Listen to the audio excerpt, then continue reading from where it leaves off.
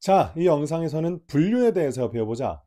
분류는 여러 대학에서 고정적으로 출제되지 성균관대도 그렇고 한국외대도 그렇고 그렇기 때문에 분류에 대해서 정확하게 알아두면 이러한 학교들, 분류를 고정적으로 출제하는 학교들 대비하는 데 있어서 훨씬 유리한 고지를 선점할 수 있을 거야.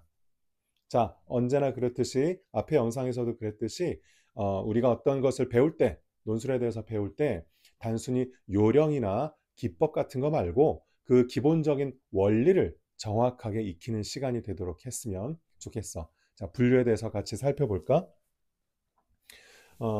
분류인데 보통은 분류하시오라기보다는 분류 요약하시오라고 나오지. 왜냐하면 분류의 대상이 논술에서는 여러 가지 제시문으로 나온단 말이야.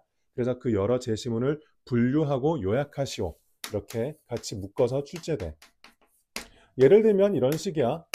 보통 작으면 4개, 많으면 6개나 뭐 7개 정도 되는 제시문도 같이 나와. 그 제시문 가부터 뭐 라까지를 분류하고 요약하시오. 뭐 상반된 두 입장으로 분류하고 요약하시오. 이런 표현도 많이 나오지. 자, 이 문제를 풀 때 여러분들이 두 가지를 유의해 줘야겠는데 첫 번째는 분류 요약형이니까 분류할 때 유의할 점이 한 가지가 있어. 그리고 또 하나는 두 번째, 요약할 때 유의점이 있으니까 이때 각각의 유의할 점을 생각해 보자. 자, 먼저 이거야. 분류라는 게 뭐겠어? 예를 들면 이런 거지. 제시문 가나다라를 서로 상반된 두 입장으로 분류하시오라고 하면 뭐 예를 들면 가와 나를 묶어서 하나의 그룹으로 이렇게 엮을 수 있고 또 다와 라를 하나의 그룹으로 이렇게 묶을 수 있잖아. 그래서 이들 제시문 가나를 A라는 입장으로 다라를 B라는 입장으로 이렇게 묶는 거. 이것이 분류지 분류. 자, 그러면 우리가 어떤 점을 유의해야 되는지 이렇게 생각해 봐. 내가 앞에 영상에서 비교에 대해서 알려줬잖아. 그때 비교는 세 가지를 말해줘야 된다 그랬어. 세 가지를 유의해야 된다 그랬어. 공통점과 차이점을 써주는 것인데 그때 유의할 점 세 가지. 기억나? 금방 안 떠오르면 이 영상 본 다음에 비교도 가서 복습을 해줘야 돼. 첫 번째, 공통점은 차이의 전제로서 역할을 해야 한다. 두 번째, 차이를 보여줄 때는 대비가 명확해야 된다. 이거 기억나? 이 점이 여기선 중요해. 세 번째는 공통점과 차이점은 논리적 상하관계가 있어야 된다는 것이었는데 조금 전에 말했던 이 두 번째, 차이는 대비가 분명해야 된다. 내가 이렇게 얘기했거든. 여기 봐.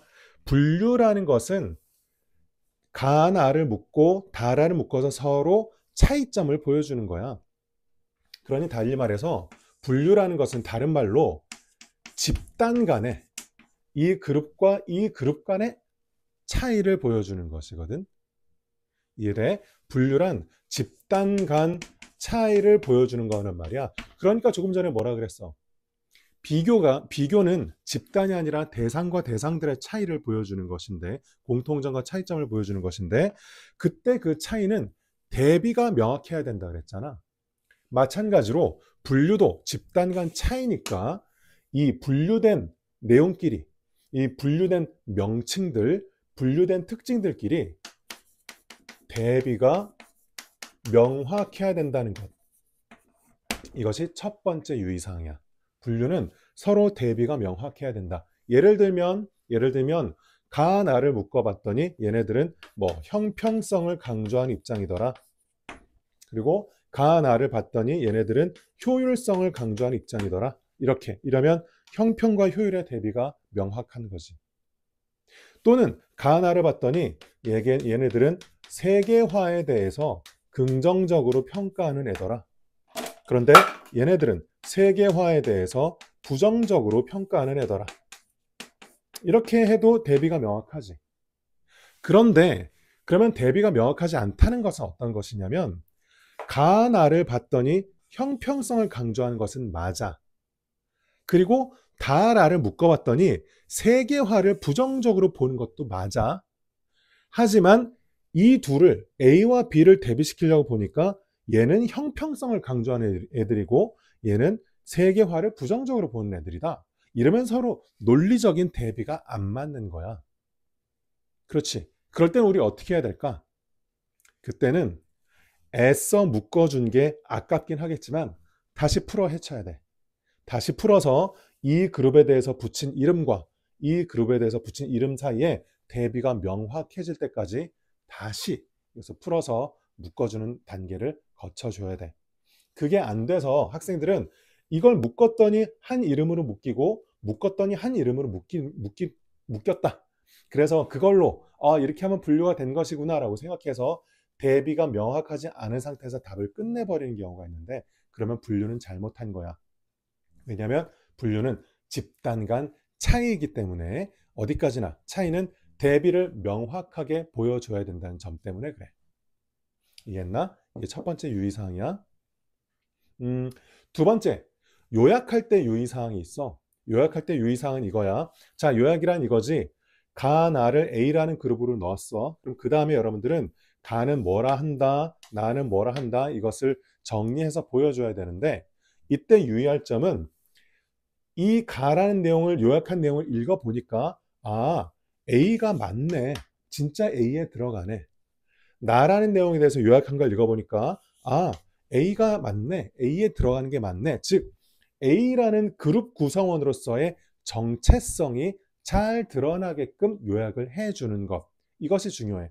다시 말해서 이때 요약은 A라고 묶고 B라고 묶었다면 그 분류를 잘 드러나게끔 분류의 의미가 잘 드러나게끔 즉 분류를 의식한 요약이어야 한다. 그래서 A라는 의미가 잘 드러나게끔 얘는 B라는 의미가 잘 드러나야 되겠지. 선생님 분류를 의식한 요약 당연한 얘기 아닌가요? 아닌 경우가 뭐냐면 아닌 것이 뭐냐면 단순 요약이야. 그냥 분량을 슉 줄인 요약. 그렇게 하면 안 돼. 분류 요약형 문제에서의 제시문 요약은 단순 요약이어서 하면 안 돼. 왜냐하면 이렇게 생각해봐. 가나가 지금 A라는 그룹 멤버로서 들어왔지만 얘네들은 원래 서로 관계가 없는 애들이었겠지. 그래서 그 내용을 그냥 분량만 슉 이렇게 줄여 놓으면 A의 그룹원으로서의 정체성, 같은 A 그룹에 들어온다는 것의 의미가 잘 살지 않기 때문에 분류하고 요약하라는 출제자의 의도에 맞는 요약이 아니게 되는 거야. 이해하겠나? 그래서 여기서의 요약은 분류를 의식한 요약이어야 하며 단순 요약이어서는 안 된다. 이 점까지 기억하자. 분류에 대해서 얘기하는 김에 한 가지만 더 얘기해주면 여기다 이렇게 쓸까? 성균관대. 여러분 중에 이 성균관대 지원하려고 하는 분들 있잖아. 성균관대는 1번 문제가 항상 분류 요약으로 나오거든. 이 다른 학교는 그렇지 않지만 성균관대의 경우에는 기억을 해둘 만한 것이 하나가 있어. 그건 뭐냐면 여기에서 A라는 그룹 속에 가와 나가 들어갔잖아. 그래서 가에 대해서 요약하고 나에 대해서 요약하고 이것이 끝난 다음에 이들 그 같은 그룹에 들어간 제시문 간의 차이까지 보여주기를 성균관대는 요구해. 성균관대의 그 평가 기준에 보면 여기에서 그러니 가 나는 A에 들어간다라고 하고 가 요약하고 나를 요약한 다음에 그 끝에 둘 다 A에 들어가긴 들어가지만 어떤 면에서 A고 어떤 면에서 A다. 즉 같은 그룹에 들어가는 제시문들이라도 그들 간의 차이까지 보여주기를 원한다. 성균관대에서는. 그러니까 성균관대를 지원하는 학생들은 이것까지 기억해두면 좋겠고 단 여기에서의 차이는 여기서 말한 것처럼 명확한 대비 그렇게까지 요구하지는 않아요. 어떤 면에서 A다. 어떤 면에서 A다. 그 정도를 짚어주는 것으로서도 충분하다. 자, 정리해볼까? 이 영상에서는 분류 요약에 대해서 살펴봤는데 여러 대학에서 고정적으로 출제된다고 했어요.